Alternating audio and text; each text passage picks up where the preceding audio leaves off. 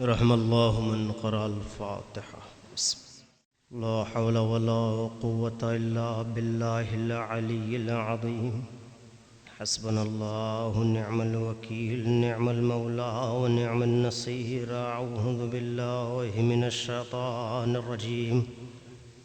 بسم الله الرحمن الرحيم. الحمد لله الذي لا يبلغ مدحته القائلون ولا يحصي نعماه العادون ولا يؤدي حقه المجتهدون، الذي لا يدركه بعد الهمم ولا يناله غوص الفتن، الذي ليس لصفته حد محدود ولا نعت موجود ولا وقت معدود ولا أجل ممدود.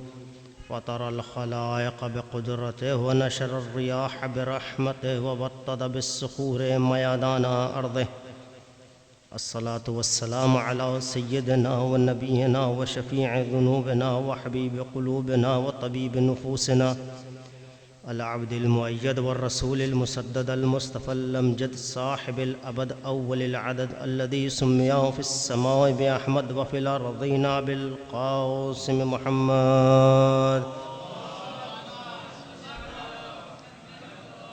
وعلى أهل بيته الطيبين الطاهرين المعصومين المظلومين المنتخبين المنتجبين المخصوصين بطرف البلاء المكرمين بتحف العناء. اللهم إنا نسألك بأن يوفقنا للعزاء الشهيد على مقتول الطريد صاحب الدمعة الساكبة ذي المصيبة الراتبة، الذي بكت عليه البحار بأمواجها والسماوات بأركانها والأرض بأرجائها والأشجار بأغصانها.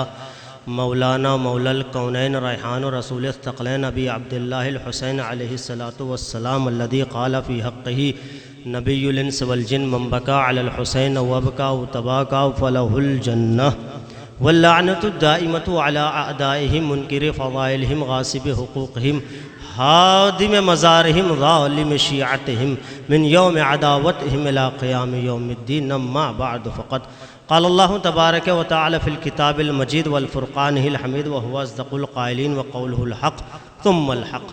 بسم الله الرحمن الرحيم. فمن يبتغ غير الإسلام دينا فلن يقبل منه فهو في الآخرة من الخاسرين. صلوات بر محمد وعلى محمد.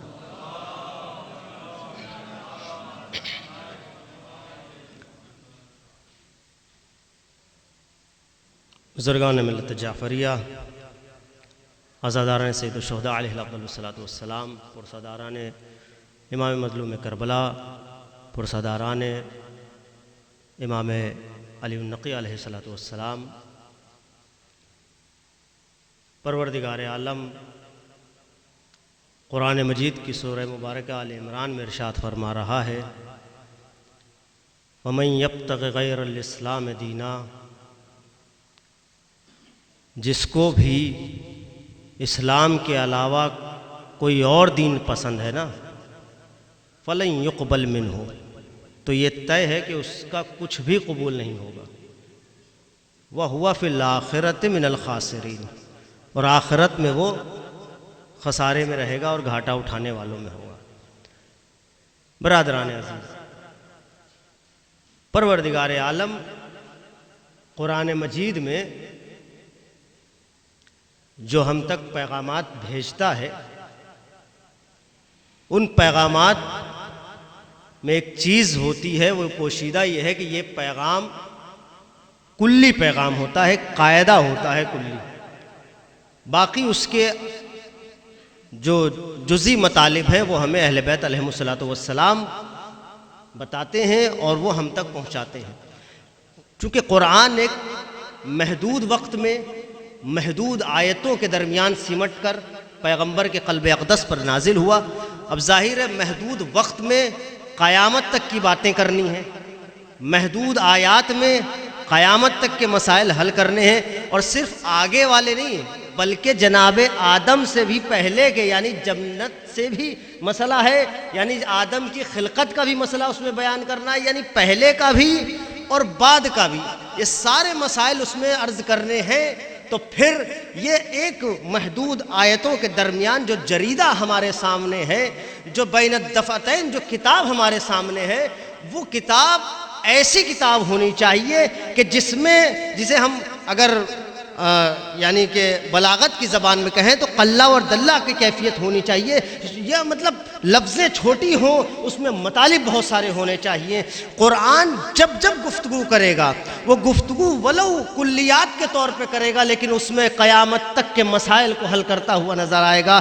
قرآن نے کہا فَمَن يَبْتَغِ غَيْرَ الْإِسْلَامِ دِينًا، کہ جس کو بھی دین اسلام کے علاوہ کسی اور دین کی خواہش ہے نا، تو پھر یہ یقین جان لے فَلَن يُقْبَلْ مِنْهُ، اس سے کچھ بھی قبول نہیں ہوگا. وہ پوری عمر سجدہ کرتا رہے وہ سجدہ نہ کہلائے گا، وہ پوری عمر عبادت کرتا رہے عبادت نہ کہلائے گی، وہ پوری عمر زکاتیں دیتا رہے زکات نہ کہلائے گی، بلکہ وہ سب کا سب ضائع ہو جائے گا اور بیکار ہو جائے گا. فَلَن يُقْبَلْ مِنْهُ، نہ اس کی نماز قبول ہوگی، نہ اس کی زکات قبول ہوگی، نہ عبادتیں قبول ہوں گی. اور جب محشر میں پہنچے گا تو عالم یہ ہوگا کہ جب اسے اعمال ملیں گے حیرت میں پڑ جائے گا، پروردگار میں نے نماز پڑھی تھی گئی کہاں، روزے رکھے تھے گئے کہاں، حج کیا تھا گیا کہاں، زکاتیں دی تھی گئی کہاں. قرآن کی لفظ خدا دہرائے گا ہم نے کہا تھا اگر اسلام کے علاوہ کوئی دین لاؤ گے تو کچھ قبول نہ کیا جائے گا، خسارے میں نظر آؤ. ایک صلوات پڑھے محمد والے محمد.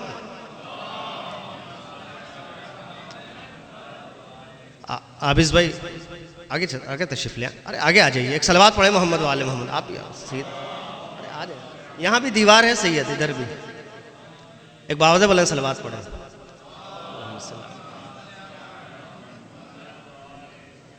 تو اسلام کلیہ دے گا کہ دیکھو اگر اس کلیے پہ تم اتر رہے ہو تب تو تم کامیابی کی سیڑھیوں کی طرف بڑھ رہے ہو. اگر اس کلیے پہ تم نہیں آ رہے ہو تو تم کامیابی سے اتنے دور ہو جتنا سوچ بھی نہیں سکتے. دین نے کیا کہا، قرآن نے کیا کہا کہ جو اسلام کے علاوہ، آپ دیکھیں دو طرح کے لوگ ہیں. قرآن کہہ رہا ہے ان الذین کفروا، وہ لوگ جنہوں نے کفر اختیار کیا اور اس کے علاوہ کب اختیار کیا، بعد ایمانہم، ایمان کے بعد کفر کیا، ثم ازدادوا کفرا، اور پھر وہ کفر بڑھتا گیا. کیوں؟ آپ مجھ سے بہتر جانتے ہیں ماشاءاللہ افاضل ہیں سب کے. جاہل کی 70 رکعت اور عالم کی 1 رکعت، اسی طرح جاہل کا 70 گناہ اور عالم کا 1 گناہ برابر ہے نا.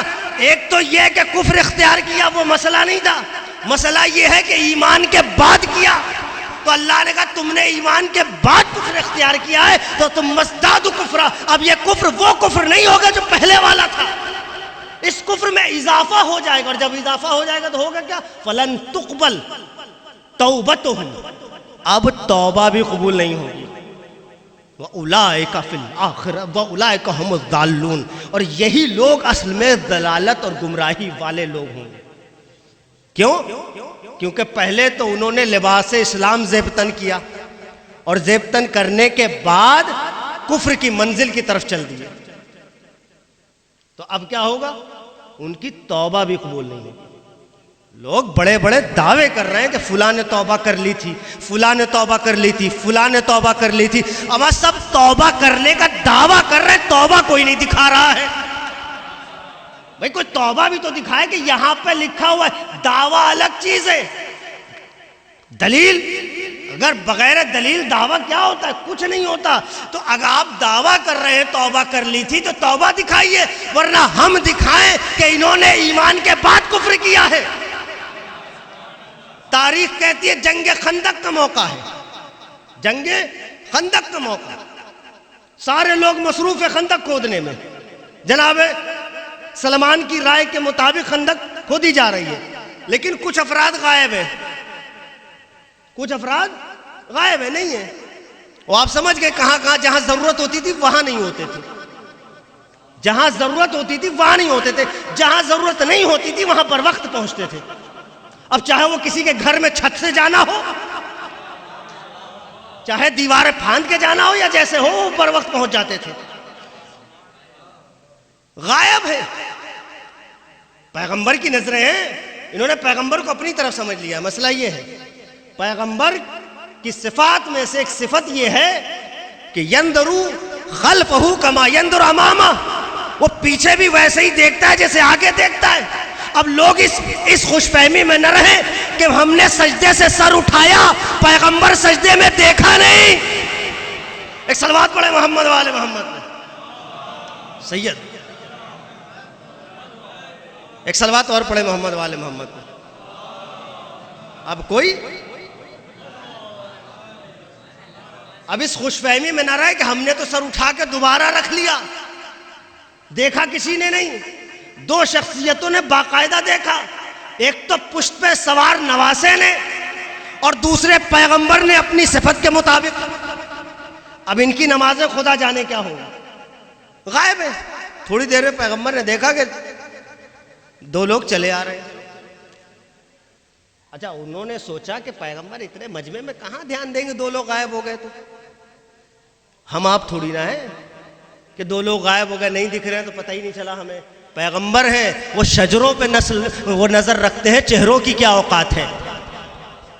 ان کی نظر شجروں پہ ہوتی ہے، چہروں کی کیا اوقات ہے. جیسے ہی دور سے آتے ہوئے نظر آئے. آپ سوچیں جنگ خندق غالباً 5 ہجری کی جنگ ہے، 4 یا 5 ہجری کی جنگ ہے.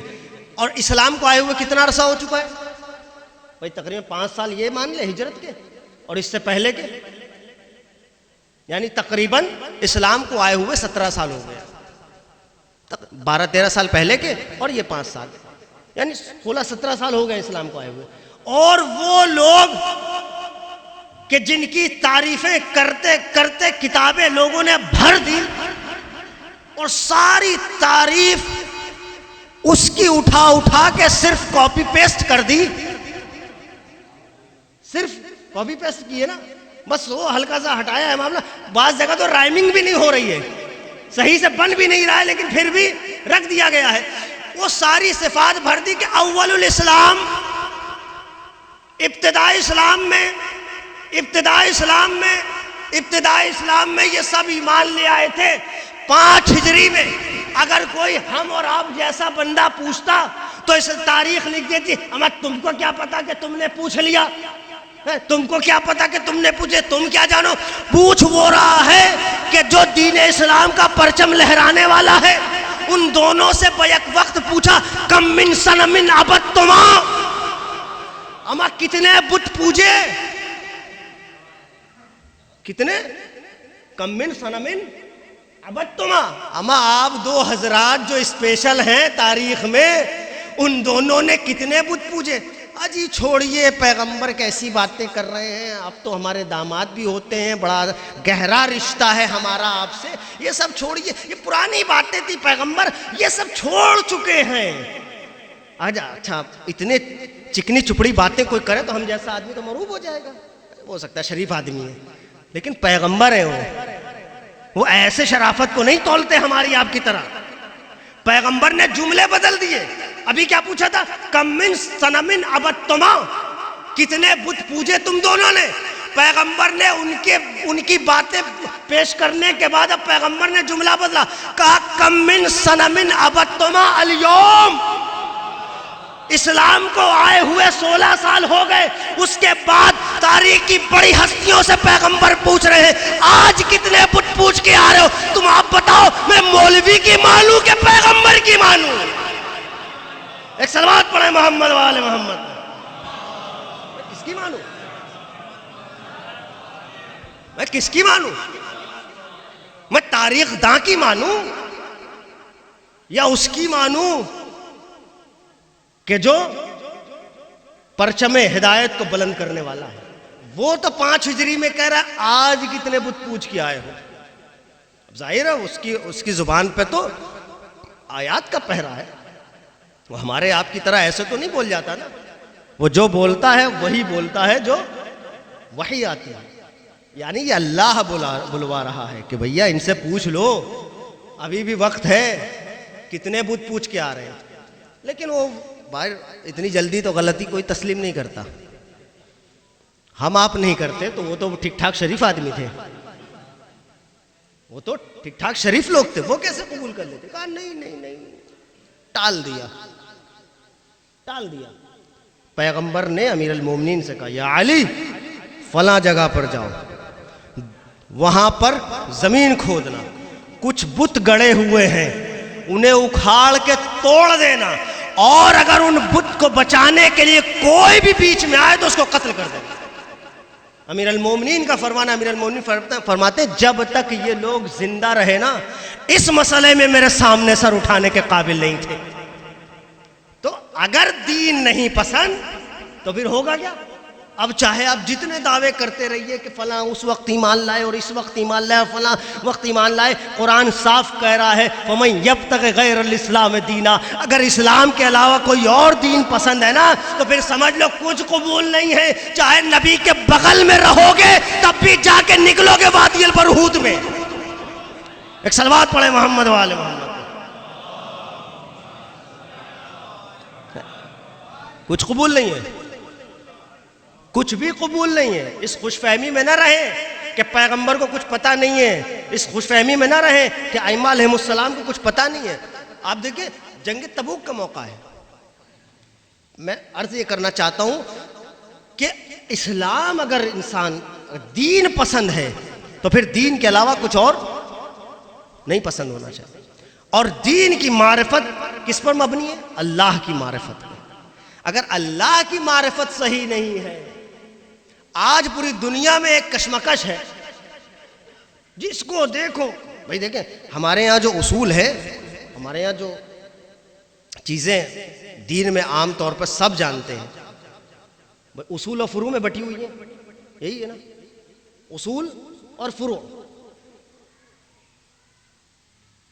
کچھ ہیں جو اصول شمار ہو رہے ہیں، کچھ ہے جو فروع شمار۔ آج پوری دنیا فروعات کے پیچھے بھاگ رہی ہے اور اصول سے غافل ہو رہی ہے۔ آپ مجھے بتائیے کہ اگر کوئی پوری زندگی سجدے پہ سجدہ کرتا رہے اور اللہ کے بارے میں شک کرے تو اس کے سجدے قبول ہیں؟ اگر کوئی پوری زندگی، بلکہ قرآن کی آیت پڑھو، ان الذین کفروا وماتوا، وہ لوگ جنہوں نے کفر کیا مر گئے اسی حالت میں، کیا ہوگا؟ فَلَن يُقْبَلْ مِنْ أَحَدِهِمْ، ایک سے بھی قبول نہیں ہوا کیا؟ مِلْءُ الْأَرْضَ ذَهَبًا، اگر پوری زمین کو سونے سے بھر دیا جائے اور اللہ کی بارگاہ میں زکوٰۃ دی جائے تو بھی قبول نہیں۔ کیوں؟ کیونکہ کفر کیا۔ کفر کیا ہے؟ کفر کیا ہے؟ یعنی ان کی معرفت توحید کمزور ہے، یہی کفر ہے نا۔ اللہ یعنی انہوں نے اصول دین میں مسئلہ خراب کیا۔ اگر انسان کا اصول دین کمزور ہے تو یقین جانیے کبھی فروع دین صحیح سامنے نہیں آ سکتا۔ اسی کا سجدہ قبول ہے جس کی توحید صحیح ہے، اسی کا روزہ قبول ہے جس کی امامت صحیح ہے، اسی کے زکوٰۃ قبول ہے جس کی نبوت صحیح ہے۔ اگر توحید و نبوت و امامت میں شک ہے تو نہ نماز کی اہمیت ہے، نہ روزوں کی اہمیت ہے، نہ کسی چیز کی اہمیت ہے۔ ایک صلوات پڑھے محمد والے محمد۔ اچھا، وہاں سے اشارہ ہو رہا ہے کہ آپ لوگ تھوڑا سا قریب آ جائیے، صلوات پڑھ کے تھوڑا سا قریب آ جائیے تاکہ بعد میں آنے والوں کے لیے کوئی دقت نہ ہو اور وہ آسانی سے بیٹھ سکے۔ ایک صلوات پڑھ دے محمد والے محمد۔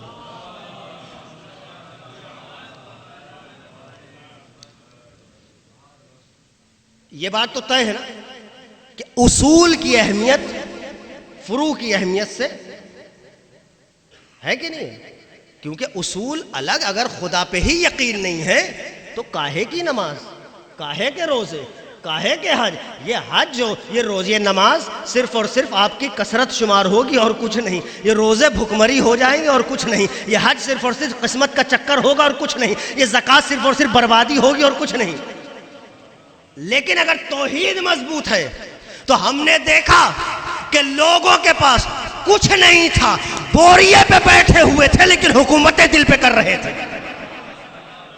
تاریخ گواہ ہے اس بات کی۔ اگر توحید سے جنگ تبوک کا موقع، پیغمبر نے کہا چلو بھائی جنگ پہ چلنا ہے۔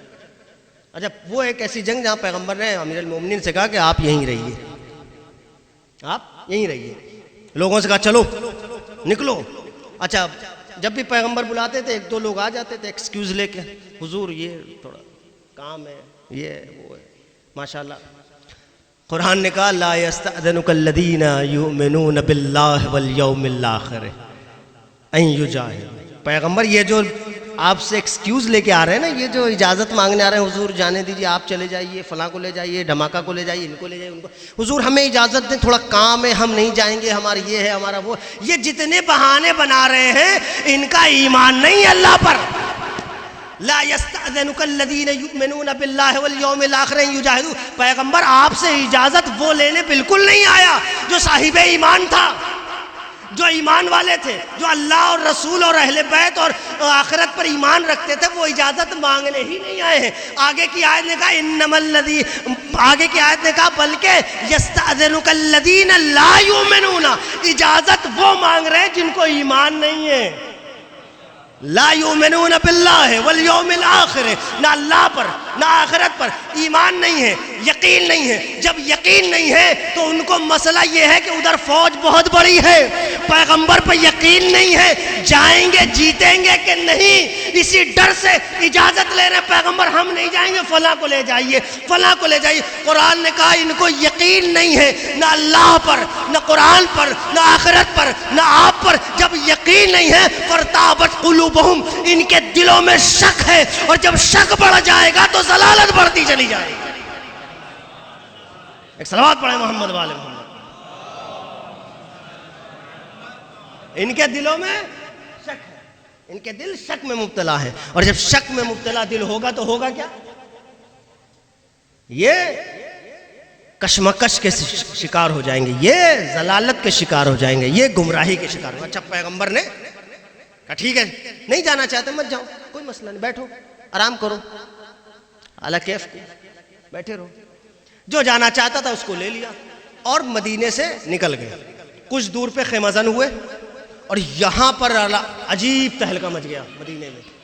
ہوا یہ، اچھا کچھ لوگوں نے کہنا شروع کیا علی بھی نہیں گئے، علی کو بھی نہیں لے گئے، پسند وسند نہیں کرتے اس لیے چھوڑ دیا علی کو، اور اگر کرتے تو لے کے جاتے. اچھا بہت ساری جب ادھر ادھر سے باتیں آنے لگی، مولا تک آئے کہ آپ کو نہیں لے گئے، آپ کو نہیں لے گئے. دیکھیں اہل بیت علیہم السلام کا کوئی بھی فعل ایسا نہیں ہے کہ نعوذ باللہ عیاذا باللہ خاکم مدہن کہ نبی کے قول میں شک ہے، بلکہ وہ ان لوگوں کو، جاہلوں کو بتانے کے لیے تھا کہ نبی کیوں نہیں مجھے لے کے گئے. پیغمبر کے پاس پہنچے، یا نبی اللہ لوگ کہہ رہے ہیں علی کو نہیں لے گئے، علی کو نہیں لے گئے. پیغمبر نے کہا یہ علی اس سے خوش نہیں ہے، انتا منی بے منزلت ہارون من موسیٰ، تم میرے لیے ویسے ہو جیسے ہارون موسیٰ کے لیے تھے. جیسے موسیٰ وہاں گئے تو ہارون کو چھوڑ کے گئے، میں تبوک پہ جا رہا ہوں تمہیں چھوڑ کے اپنی جگہ جا رہا ہوں، تمہیں چھوڑ کے جا رہا ہوں. مولا بالکل خاموشی سے سن کے واپس آ گئے. اب لوگوں نے شروع کیا. اب یہ میں کہنا چاہتا ہوں، آپ کی خدمت میں عرض کرنا چاہ رہا ہوں کہ اگر توحید میں، نبوت میں، امامت میں اگر اصول میں شک ہے تو فروع کسی کام کا نہیں ہے، کسی کام کا نہیں ہے. تاریخ نے لکھا کہ وہاں پر امام نے جماعت پڑھانی شروع کی، پیغمبر چلے گئے، امام نے جماعت شروع کی. لوگوں نے آنا بند کر دیا، ہم علی کے پیچھے نہیں پڑھیں گے نماز. انہوں نے نہیں پڑھی. بہت سارے لوگوں نے اختلاف کیا کہ ہم یہاں نماز نہیں پڑھیں گے. انہوں نے ایک مسجد بنائی، مسجد بنائی، امامت ہو رہی ہے، جماعت ہو رہی ہے، نماز ہو رہی ہے. جنگ تبوک ختم ہوئی، پیغمبر واپس مدینے تشریف لائے. آ کے کیا دیکھا؟ ایک مسجد بنی ہوئی ہے. کہا یہ مسجد کیسی ہے؟ کہا یہ مسجد یہ ہے اس میں نماز ہوتی ہے. کیا ہوتا ہے نماز؟ کیا ہے فروع دین؟ اس میں کیا ہوتا ہے؟ نماز ہوتی ہے. کیا ہوتا ہے؟ قرآن کی تلاوت. کیا ہوتا ہے؟ مسائل بتائے جاتے ہیں. کیا ہوتا ہے؟ حج کے مسائل، زکوٰۃ کے مسائل سب بتائے جا رہے ہیں. پیغمبر نے کہا کیوں بنی؟ کہا اس لیے کہ انہیں علی کے پیچھے نماز نہیں پڑھنی تھی. تاریخ گواہ ہے. پیغمبر نے کہا لاؤ اس مسجد کو توڑو، یہ مسجد ضرار ہے.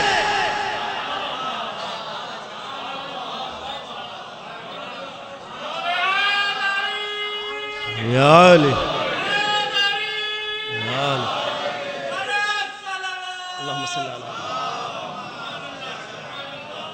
پیغمبر نے کہا یہ مسجد مجھے قبول نہیں، میں دست ادب جوڑوں. سرکار کیوں؟ اس میں بھی تو اللہ کا ذکر ہے، اس میں بھی تو اذان ہو رہی ہے، اس میں بھی تو اقامت ہو رہی ہے، اس میں بھی تو نمازیں پڑھی جا رہی ہے، اس میں بھی تو امام جماعت کرا رہا ہے، کیوں قبول نہیں؟ جب نہیں پیغمبر جواب دے نادان، علی کی دشمنی میں ذکر خدا بھی ذکر خدا شمار نہیں ہوتا۔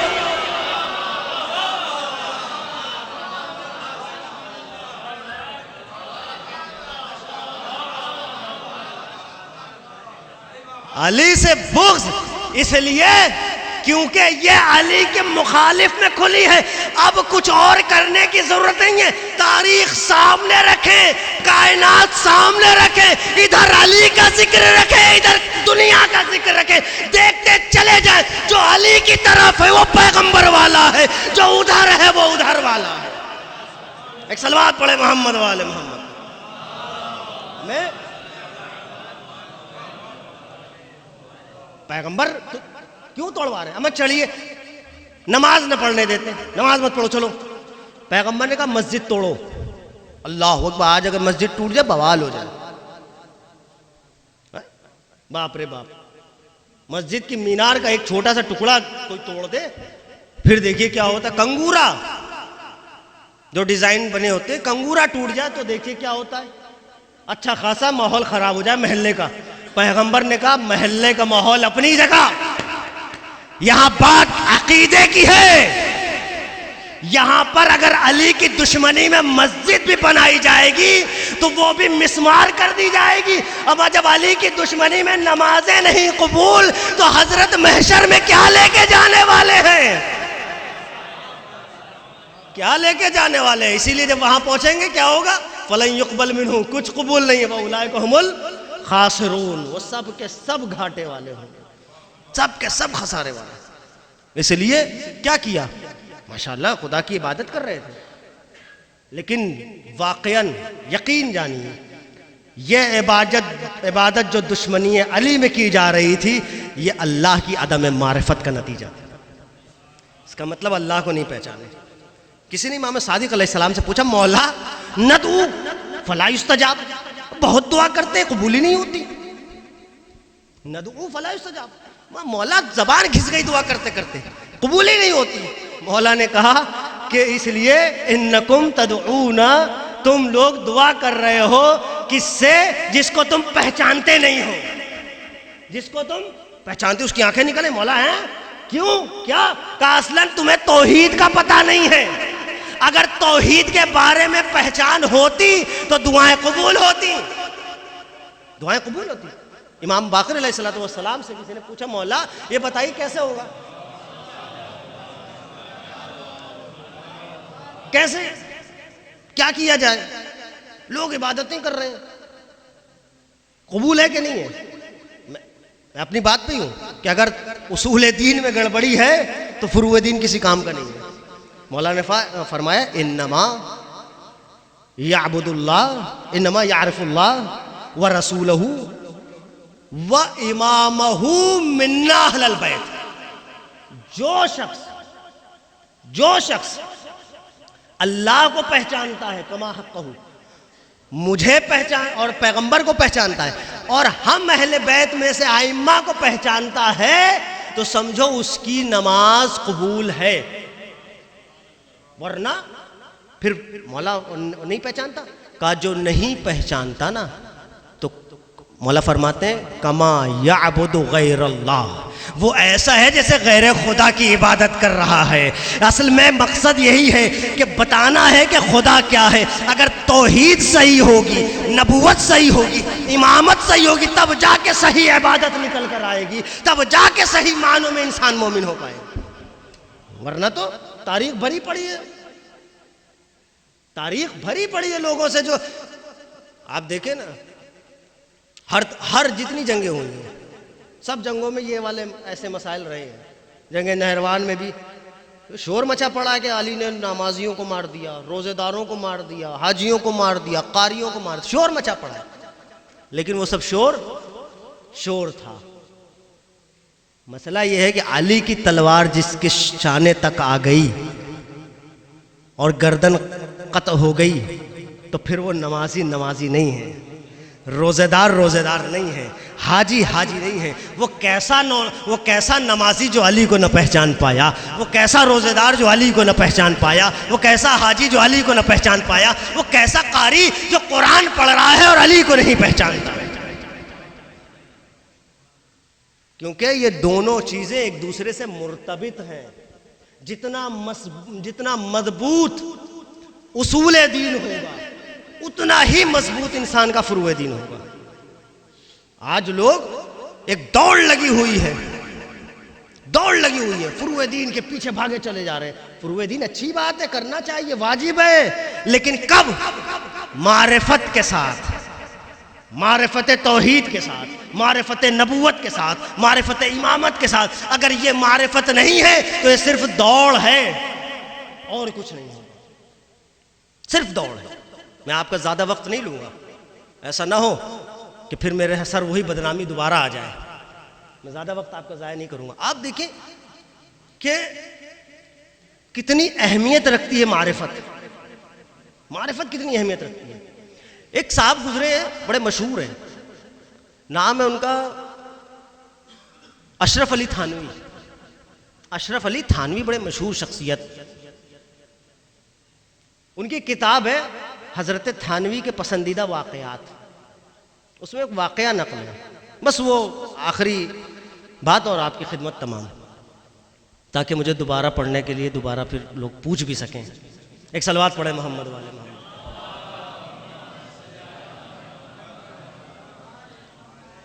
اچھا تھوڑا سا اور آگے آ جائیے شبر بھائی، آپ کا وجود ماشاءاللہ، تھوڑا سا صلوات پڑھ کے دھیرے دھیرے سے میرے قریب آ جائیے۔ وہاں سے اشارے ہو رہے ہیں، وہ بہت بھرا پڑا ہے معاملہ وہاں پر۔ ایک صلوات پڑھ کے آ جائیے آگے۔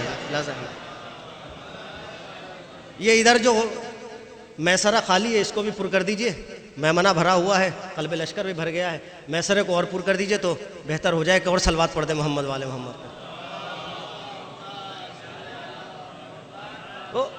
حضرت تھانوی کے پسندیدہ واقعات میں ایک واقعہ نقل ہے حضرت کا، کہ یہ واقعہ مجھے بڑا پسند ہے۔ ایک قبلہ تھے، مولوی صاحب حج پہ پہنچ گئے۔ جب حج پہ پہنچے، شاید مجھے یاد نہیں، کبھی میں نے پڑھا ہے، مجھے یاد نہیں، اگر کسی کو یاد ہو تو بھائی وہ دوبارہ سے شاید نور اللہ نور ہو جائے، نہ یاد ہو تو میرا فائدہ ہو جائے گا۔ تو حج پہ پہنچ گئے اور وہاں حج پہ ایک عجیب مسئلہ ہے، شور مچا پڑا ہے کہ مدینے میں ایک مولانا صاحب کی قبر کھودی گئی، اس میں لڑکی نکلی ہے۔ قبر کھودی گئی، اس میں خاتون کی لاش ہے۔ بڑا تہلکہ مچا پڑا ہے پورے مکے میں بھی، حاجیوں کی زبان پہ بھی یہی مسئلہ ہے سب کے، کہ ارے مدینے میں ایک قبر کھودی گئی، اس میں خاتون کی لاش نکلی، مدینے میں قبر کھودی گئی۔ ان کی بھی کچھ سمجھ میں آئے، انہوں نے بھی سوچا چلو مدینے یہاں سے جائیں گے تو ایک زیارت ہم بھی کر لیں گے جاتے جاتے، کہ کس مولوی صاحب کی قبر میں یہ حادثہ پیش آیا ہے۔ پہنچے مدینے، انہوں نے کہا بھائی کہاں پیش آیا؟ کہا فلاں قبرستان میں۔ پہنچ گئے قبرستان، اب انہوں نے جو قبر کھولی گئی ان کے لیے، اب جو دیکھا تو وہ خاتون کو پہچان گئے۔ انہوں نے کہا اس لڑکی کو تو میں پہچانتا ہوں۔ کہا آپ پہچانتے ہیں؟ کہا آپ کہاں، ہندوستان یا جس جگہ کے بھی ہوں، اس میں یہ باقاعدہ طور پہ نہیں تحریر ہے تو، لیکن چونکہ مولوی صاحب کا لفظ ہے تو ہندوستان کا ہی ہوگا۔ کہا آپ کہاں اور یہ لڑکی؟ کہا نہیں میں ایک جگہ پر تبلیغ کر رہا تھا، کسی انگلستان میں، فرانس میں غالباً، وہاں یہ لڑکی میرے پاس پڑھنے آتی تھی۔ یہ مذہب سے عیسائی ہے، توجہ دیجئے گا، میں وہی بتانا چاہ رہا ہوں کہ اگر توحید مضبوط ہے، معرفت ہے، نبوت کی معرفت ہے، امامت کی معرفت ہے تو پھر اس کا الگ معیار ہوتا ہے، اگر نہیں ہے تو پھر یہ ساری چیزیں فروع دین بیکار ہو جاتے ہیں۔ حضور میں پہچانتا ہوں اس کو، میں وہاں تبلیغ کر رہا تھا، یہ ہمارے پڑوس میں رہتی تھی، یہ عیسائی مذہب سے، یہ ہمارے پاس پڑھنے آتی تھی۔ میں نے چھوڑ دیا علاقہ، مجھے پتہ بھی نہیں، لیکن میں پہچان گیا کہ یہ ہوا کیا ہے۔ کہا پتہ نہیں، ہم نے تو یہاں مولانا صاحب کو دفن کیا تھا، ہم نے تو یہاں مولانا صاحب کو دفن کیا تھا۔ اب آیت آپ کے ذہن میں، فَمَن يَبْتَغِ غَيْرَ الْإِسْلَامِ دِينًا فَلَن يُقْبَلَ مِنْهُ،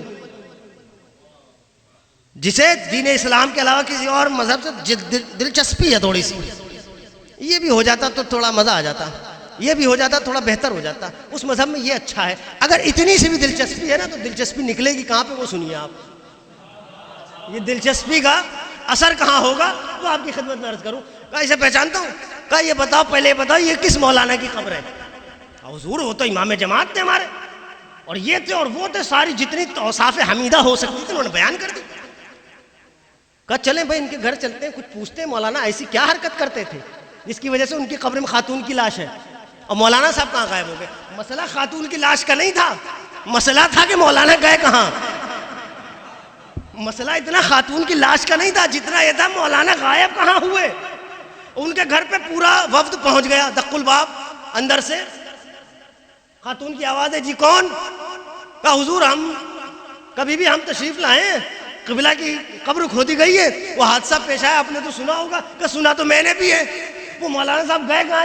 اس کشمکش میں ہم بھی ہیں کہ مرنے کے بعد بھی حرکتیں جاری ہیں. مولانا گئے کہاں ہیں؟ مولانا گئے کہاں ہیں؟ کہا اچھا یہ بتائیے آپ کو کوئی ان کا ایسا کام یاد ہے جو وہ کرتے ہوں اور وہ تھوڑا بہت خلاف دین لگتا ہو؟ توجہ، خلاف دین لگتا ہو. کہا نہیں میں ماشاءاللہ متقی پرہیزگار تسبیح و تحلیل والے ہمیشہ. نہیں بالکل نہیں، کوئی کام نہیں زندگی میں. کہا پکا کوئی کام نہیں؟ پورا وفد نے 2-3 مرتبہ دہرایا. انہوں نے کہا کوئی ایسا کام نہیں جو مجھے یاد ہو. وفد چلنے لگا، اندر سے آواز دے رکیے رکیے، ایک چیز یاد آ گئی. کہا کیا؟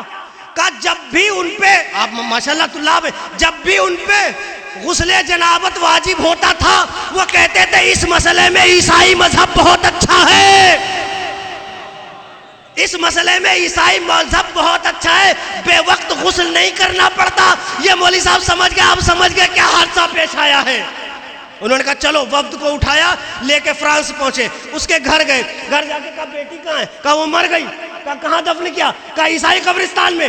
کہا عیسائی قبرستان پہنچے، قبر کھودی. اب جو لڑکی کی قبر کھودی گئی تو مولانا صاحب نکلے. مولانا صاحب نکلے. کہا بھئی یہ بتائیے یہ ہوا کیسے؟ اب وہ جو مولوی صاحب تھے جو جانتے تھے انہوں نے کہا مسئلہ یہ تھا، جب میں اس لڑکی کو پڑھاتا تھا اس کے دل میں نور ایمان جاگ گیا تھا. مرنے کے بعد اللہ نے اسے پیغمبر کی زمین پہ رکھا، وہاں عیسائیت جاگی تھی، اسے عیسائی قبرستان میں.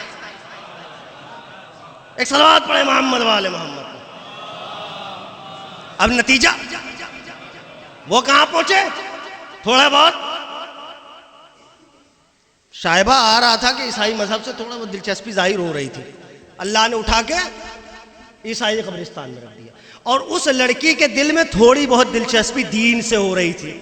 آیت ذہن میں ہے نا، فَمَن يَبْتَغِ غَيْرَ الْإِسْلَامِ دِينًا، جسے دین کے علاوہ، اسلام کے علاوہ کوئی اور دین میں دلچسپی دکھ رہی ہے تو پھر کچھ قبول نہیں ہے. اما وہ عوام تو چھوڑو، امام نہیں بخشے جا رہے ہیں. اب ہم تو چھوڑیے، امام جو امامت کر رہے ہیں ان کی امامت داؤ پہ لگی ہوئی ہے. اب پہنچ تو گئے، معاملہ ختم ہو گیا، لیکن میرا ذہن کیا کرے، مجبور ہے ہم بھی اپنے عقیدے سے. اب یہ پڑھ کے مجھے اتنا سمجھ میں آیا کہ جو مولانا، جو مولوی صرف اس نیت سے کہ عیسائی مذہب اچھا ہے عیسائی قبرستان میں پہنچ گیا، جو لڑکی اس نیت سے کہ دین اچھا ہے پیغمبر کی سرزمین میں پہنچ گئی، یہ اندر اندر جو ٹرانسفر ہوا ہے یہ یہی نہیں ہوا بلکہ ایک جگہ اور ہوا، پیغمبر کے بغل میں دفن کیا گیا، نکلے کہیں اور جا کر.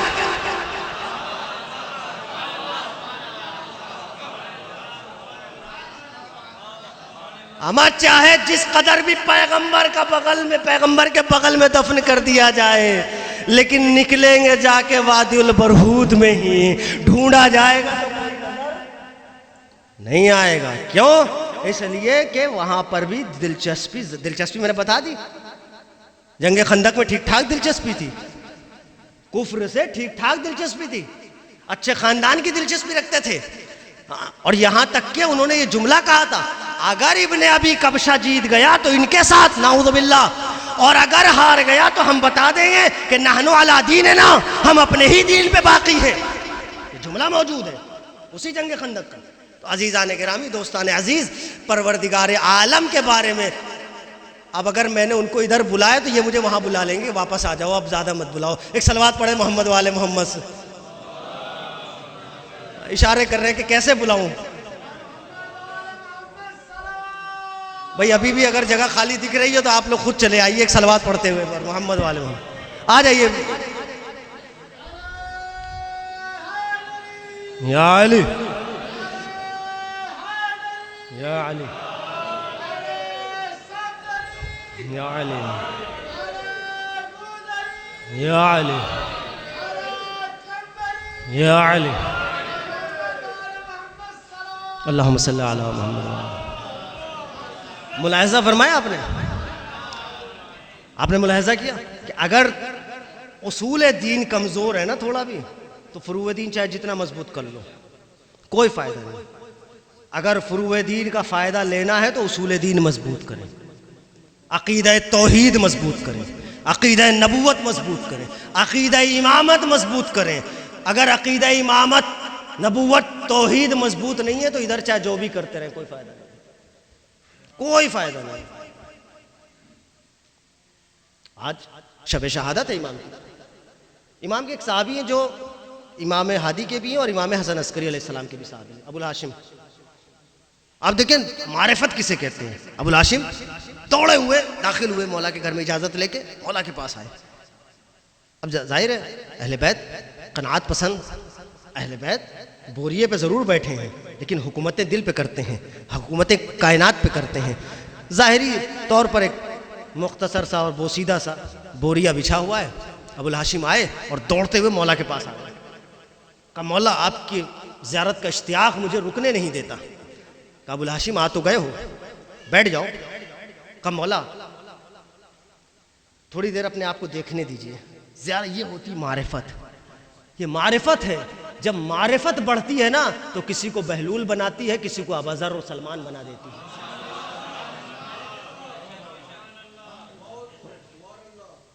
یہ بناتی ہے معرفت. کہا ابو الہاشم تمہیں پتا ہے جتنی تیزی سے تم آ رہے ہو وہاں سے, یہ تم نے قدم اپنے کہاں کہاں رکھ دیے ہیں.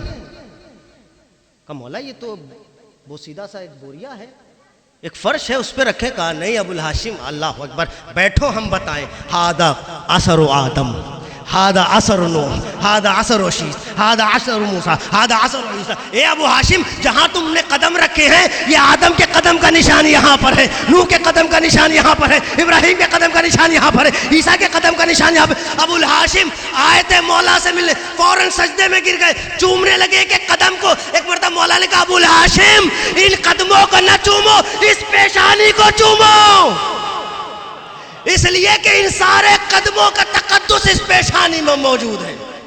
یہ معرفت ہوتی ہے, یہ معرفت ہوتی ہے. جب جتنی معرفت بڑھتی چلی جائے گی, جس قدر معرفت بڑھتی چلی جائے گی اس قدر ایمان کا درجہ پڑھتا چلا جائے گا. مسلمانوں ابو ذر میں کیا جو درجات کا فرق ایمان معرفت کا تھا, اسی لیے پیغمبر نے فرمایا تھا لو یعلم ابو ذر ما فی قلب سلمان لقتلہ. اگر سلمان کے دل کا حال ابو ذر کو پتہ چل جائے تو وہ قتل کر دے. تو کیا ابو ذر قتل کر دیتے؟ اتنا کمزور ایمان ہے ہماری طرح؟ نہیں. علماء فرماتے ہیں ابو ذر خود نہیں قتل کرتے, 9 درجے کے ایمان والے ہیں. تو کرتے کیا؟ کہا سلمان کے لیے ایسی باتیں نشر کر دیتے کہ لوگ انہیں قتل کر دیتے, سبب ابو ذر بنتے, سبب ابو ذر بنتے. تو معرفت جتنی قوی ہوتی چلی جائے گی اتنا ہی قوی انسان کا ایمان ہوتا چلا جائے گا. تو ضرورت اسی بات کی ہے کہ ہم اصول دین کو, ہمیں لوگوں تک اصول دین کو اصل کیفیت سے پہنچانے کی ضرورت ہے کہ ہم وہاں تک اصل کیفیت وہ اصول دین کی جو ہے. ورنہ تو دعوے داران توحید تو بھری پڑی ہے کائنات, دعوے داران توحید سے بھری پڑی ہے کائنات, دعوے داران رسالت سے, لیکن اصل نبوت اور اصل امامت اور اصل توحید پہنچانے کی ضرورت ہے. بس میں نے ختم کیا. امام علیہ السلام کی شخصیت پوری زندگی یہی کرتے رہے. امام زندان میں اتنے سال رہے, کیا کیا؟ صرف یہ تاکہ اصل توحید پہنچ سکے, تاکہ اصل نبوت پہنچ سکے, تاکہ اصل امامت پہنچ سکے. ایک شخص امام کی بارگاہ میں آئے گا, مولا آپ کی زیارت کا اتنا شوق رکھتا ہوں لیکن کیا کروں, یہ گھوڑا میرا تھکا ہوا ہے بہت, میں سوچتا ہوں دوڑ کے پہنچ جاؤں آپ تک, میں پہنچ ہی نہیں پاتا. وہ بڑے دھیمے دھیمے سست رفتاری سے آتا ہے اور آپ کے پاس لے کے آتا ہے, میرا زیارت کا شوق رہ جاتا ہے. مولا کچھ دعا کر دیجیے, اللہ اسے قوت دے دے, اللہ اسے اتنی قوت دے دے کہ میں جب چاہوں فوراً آپ کی خدمت میں پہنچ جاؤں. مولا کچھ تو قوت کی دعا کریے. مولا نے کہا مبارک ہو تم کو کہ تم ہمارے اشتیاق میں اتنے تڑپ رہے ہو, دیکھنا تمہیں اللہ تمہارے اس گھوڑے کو، برزون کا لفظ ہے، برزون آپ جانتے ہیں کیا فرق ہے ان میں، برزون کو اتنا قوی کر دے گا جب تم ہماری زیارت کا اشتیاق کرو گے ہمارے پاس محسوس ہوگا۔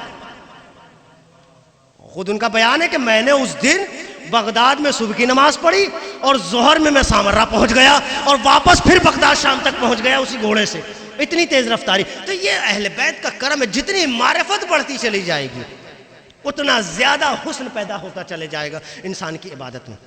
آپ کربلا کو جو ہم دیکھ رہے ہیں یا اہل بیت علیہ السلام کے ساتھ جو مظالم ہوئے، یہ سارے مظالم اس بات کا نتیجہ ہے کہ لوگوں نے اللہ کو نہیں پہچانا، توحید کو نہیں پہچانا، نبوت کو نہیں پہچانا، امامت کو نہیں پہچانا۔ کیونکہ اگر اصل توحید پہچان لی ہوتی تو نبوت پہچان میں آ جاتی، اصل نبوت پہچان لی ہوتی تو امامت کا وقار خود ذہن میں آ جاتا۔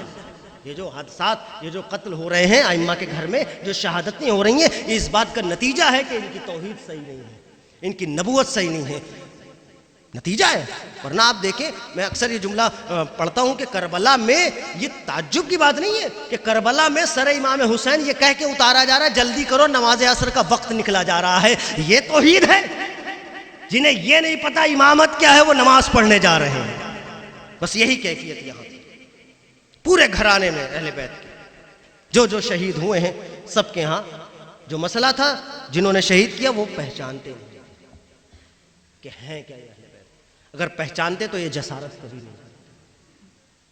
آج ہم اور آپ یہاں پر امام کی شہادت کے ذکر کرنے آئے ہیں، واقعاً یہ غریب الوطنی بڑی عجیب چیز ہوتی ہے۔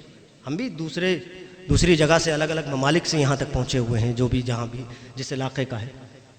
غریب الوطنی، اپنا وطن چھوڑ کے کسی دوسرے وطن کو اختیار کرنا، اور وہ بھی ایسے نہیں چھوڑنا اپنا وطن، زبردستی چھوڑوایا جائے اگر کہ تمہیں مدینہ چھوڑنا پڑے گا اور سامرہ آباد کرنا پڑے گا، تو ایک سخت کام ہے۔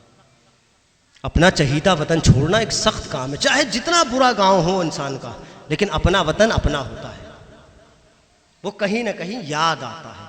ائمہ نے جب بھی امام یہاں بغداد میں یا سامرہ میں جو بھی امام رہے جہاں پر بھی، جیسے سامرہ میں امام ہادی علیہ السلام یا بغداد میں، اپنا وطن یاد کرتے تھے، اپنے وطن کو یاد کرتے تھے۔ کیوں؟ کیونکہ وہاں پر وہ محلہ، وہ گلیاں، وہ گھر، وہ سارے یاد آتے تھے۔ امام یہی کہتے تھے کہ ہائے ہمارا وطن، ہائے میرے نانا کا وطن۔ بس عزیزو، لیکن اہل بیت کو لوگوں نے پہچانا نہیں،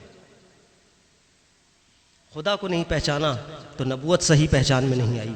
جب نبوت کی صحیح معرفت نہیں ہوئی تو اہل بیت کی صحیح معرفت ناممکن تھی۔ یہی وجہ تھی کہ الگ الگ طریقے سے الگ الگ دور میں اہل بیت علیہ السلام کو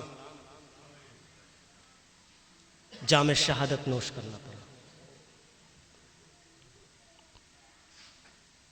ہم نے تاریخ میں دیکھا، کبھی کسی کو تلوار کی زد پہ رکھا گیا، کبھی کسی کو تیروں کی زد پہ رکھا گیا، کبھی کسی کو زہر دے کر شہید کیا گیا۔ اور واقعاً ایک مرنے والے کے لیے، جانے والے کے لیے، اس کائنات سے جو گزر رہا ہے اس کے لیے بہت بڑی بات ہوتی ہے کہ بیٹا زندہ ہو اور وہ اس کے جنازے کو کاندھا دے، بہت بڑی بات ہوتی ہے۔ ہم بھی اپنی زندگی میں یہ بات دیکھتے ہیں کہ جس کا جو باپ ہے، اگر اس کا بیٹا ہے کسی کا، تو وہی دعا کرتا ہے پروردگار میرا جنازہ میرے بیٹے کے کاندھے پہ اٹھے، یعنی میرا بیٹا میرے جنازے کو اٹھائے۔ تصور، امام ہادی علیہ السلام بڑے خوش نصیب ہیں۔ تاریخ کہتی سامرہ میں امام کو زہر دے دیا گیا، امام تڑپتے رہے، امام تڑپتے رہے، 3 دن تڑپتے۔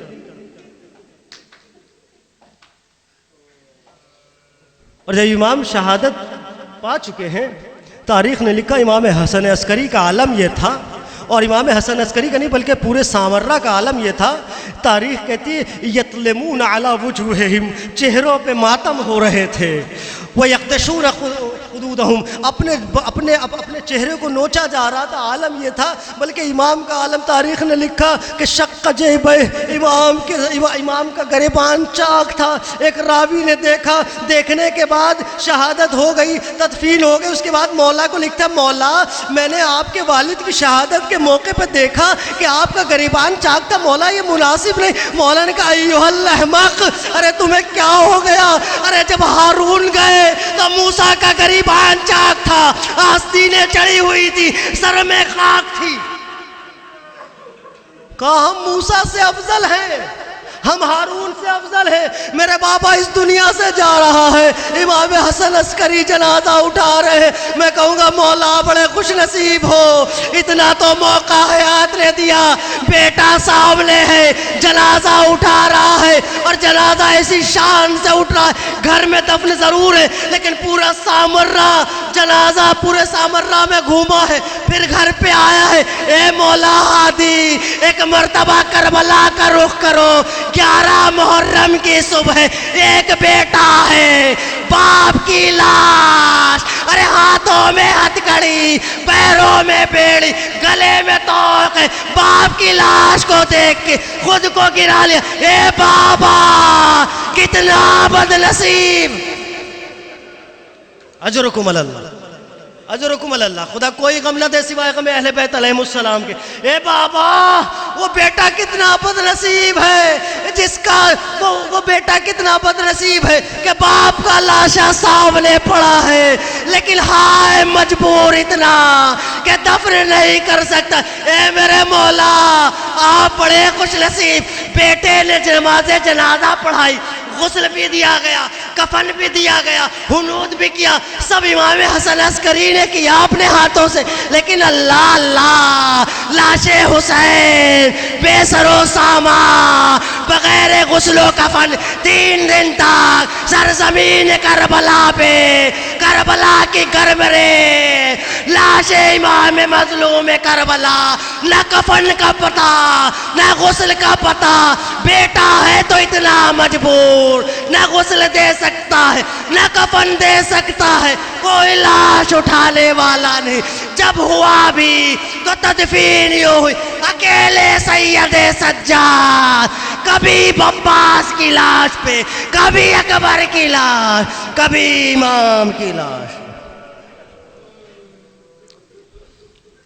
وَسَيَعْلَمُ الَّذِينَ ظَلَمُوا أَيَّ مُنْقَلِبٍ يَنْقَلِبُونَ. اِنَّا لِلَّهِ وَإِنَّا إِلَيْهِ راجعون. رضا بقضائه وتسليما. ماتم حسین.